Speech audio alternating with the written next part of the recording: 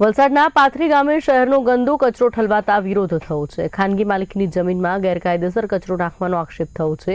પંચાયત કે આરોગ્ય વિભાગની પરવાનગી વગર કચરો ઠાલવવામાં આવ્યો। રહેણાંક વિસ્તારમાં કચરો નખાતા આરોગ્ય જોખમમાં મુકાયું છે। ગ્રામ પંચાયત દ્વારા નોટિસ આપવાની કાર્યવાહી શરૂ કરાઈ છે। વહીવટી તંત્રએ તાત્કાલિક પગલાંની માંગ કરી છે।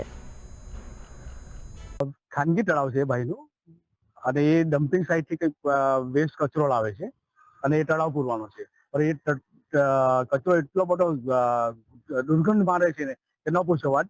અમારી પાસે એને કોઈ જાતની પરમિશન લીધી નથી કે કોઈ બીજી જગ્યાએથી પરમિશન લીધી। એટલે હવે અમે પંચાયત તરફથી એક નોટિસ પર કરાવવાનું છે કે કદાચ રોગચાળો ફાટી નહીં નીકળે એના માટે, એ કદાચ ફાટી બી નીકળે એવું છે કે એટલું ખરાબ હાલતમાં છે ને એ કચરો।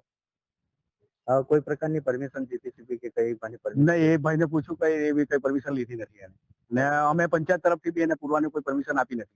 ગેરકાયદેસર રીતે એટલે એકદમ ગેરકાયદેસર દાદાગીરી કરે છે। કચરો ક્યાંથી લાવે છે કચરો કંઈક અમને એકચ્યુઅલી ખબર નથી પણ ધરમપુર સાઈડ થી લાવે છે, ડમ્પિંગ સાઈડ થી કોઈ। ને ગામના એક્ઝેક્ટ બાજુમાં જ છે, શું કહેશો?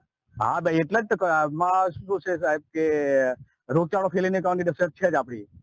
એટલે વહેલી તકે અમે જાણ કરીને એ કચરો બંધ કરી દે તો સારું।